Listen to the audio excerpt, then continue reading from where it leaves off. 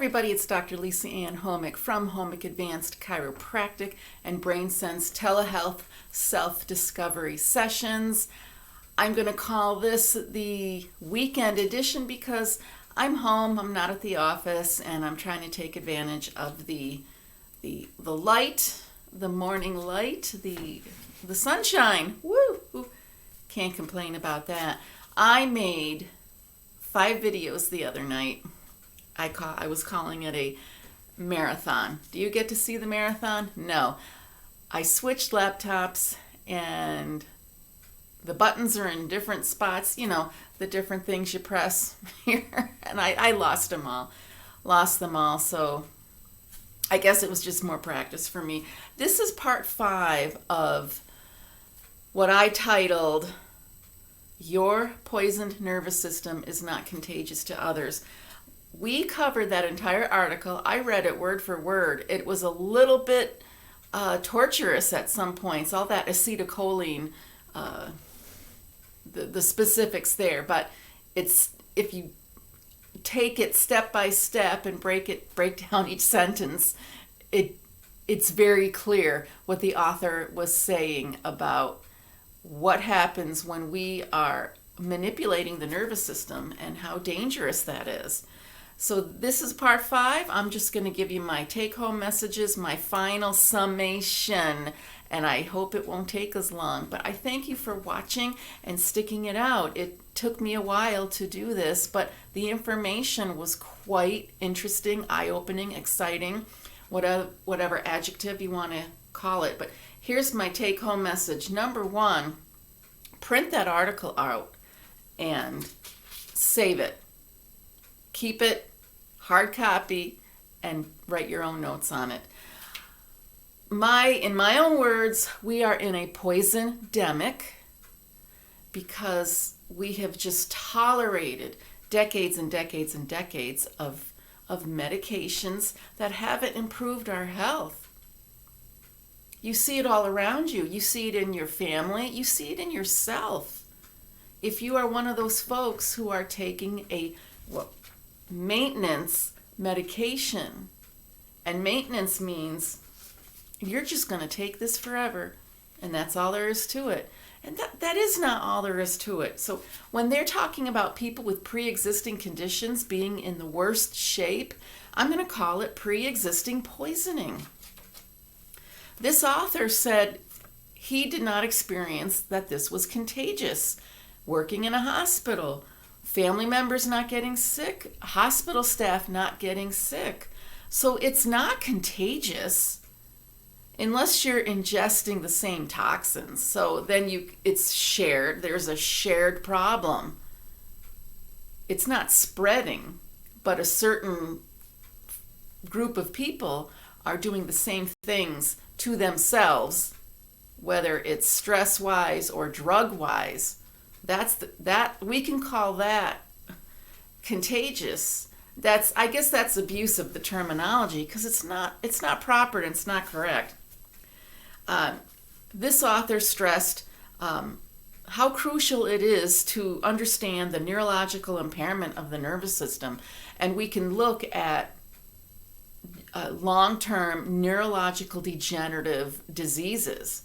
So you could actually say we all eventually are going to die of a neurologic degenerative problem, because that's all really disease is this the absolute final exhaustion of the nervous system.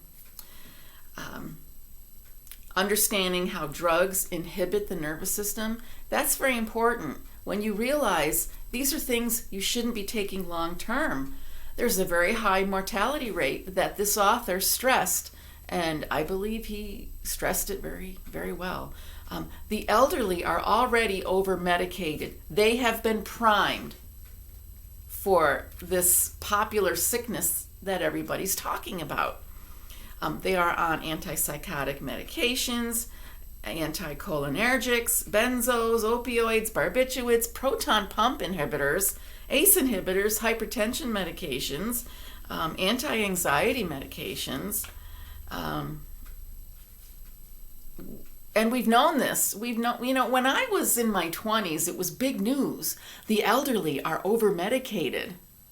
And I thought, wow, I'm glad to hear that, because I remember my grandmother and her medications.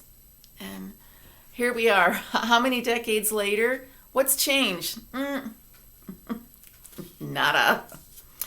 Understanding acetylcholine and anticholinergic, just the different properties in these neurotransmitters, how they maintain the balance. And if you don't have that balance, there goes your nerve transmission. That's a problem.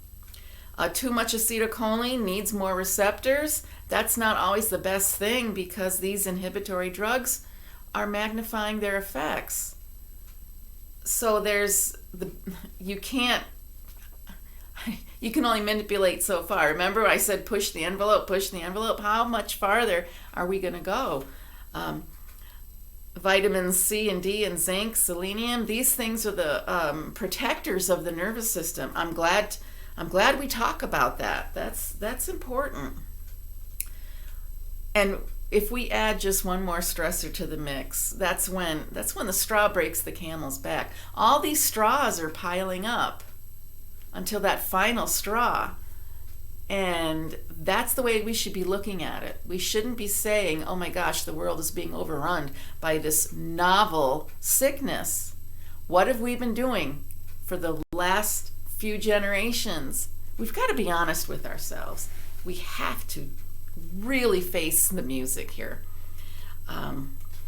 Adrenal insufficiency, I think people, they take their bodies for granted, their brains, their adrenals, their hearts. They just assume they're always going to be there working for them. You cannot be so abusive to your body. The youth who are so heavy into athletics without understanding that they need to give back to the body when they're really pushing the pedal to the metal. The tender loving care, you've got to return the favor. Your body works hard for you, and you've got to understand that and give back. Tender loving care, TLC, tender loving chiropractic. Because I'm a chiropractor, and everything I talk about here, chiropractic is the foundation of everything regarding the nervous system and how to keep your brain and spinal column healthy. The athletes, the vegetarians, the vegans, the people who don't respect sleep. When you're burning the candle at both ends, that is where you become one of these examples of somebody who's very sick. And not to mention the cruelty of isolating our elderly. It's inhumane. They're left alone. They don't get company. Imagine a nursing home that's already short-staffed. A staff member is in and out of the room. I can't imagine it. I have not been inside a nursing home in years, and like I said, I'm speechless now trying to describe this. It's just absolutely cruel. The starvation, people not being fed, they couldn't feed themselves. We don't know what happened behind closed doors. What about the people who have risk of choking? That's just not something we should be doing in our culture. We're so modern, we're so wonderful, we're so much smarter than the previous generations. Are we? And the shocking of the adrenals, I thought that was very compelling. When we change the temperature too quickly, that really adds to the stress on our bodies and our health. And I can skip that. The author talked about discontinuing these meds to give these people fighting chance. That's interesting. So he said discontinue, I think temporarily, so once people are healed, they might go back on these meds. But what if we didn't? What if we discontinued these meds, perked up the nervous system, saved the nervous system, and did other things that didn't require medicating? Wow, that's a great idea. And I would like people to really understand the benefits of doing things that are nurturing. I mean, we've got nature here, and you can't argue with nature, but we can nurture it. You can't manipulate it, you can nurture it. That's how I would like to distinguish between the ways we are addressing health issues. Always be on the side of nurturing, not manipulating.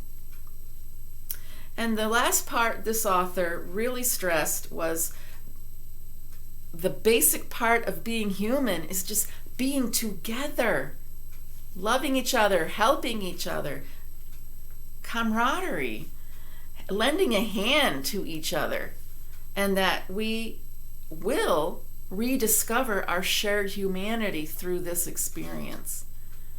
And I'd rather call it an experience. I don't want to call it a disaster.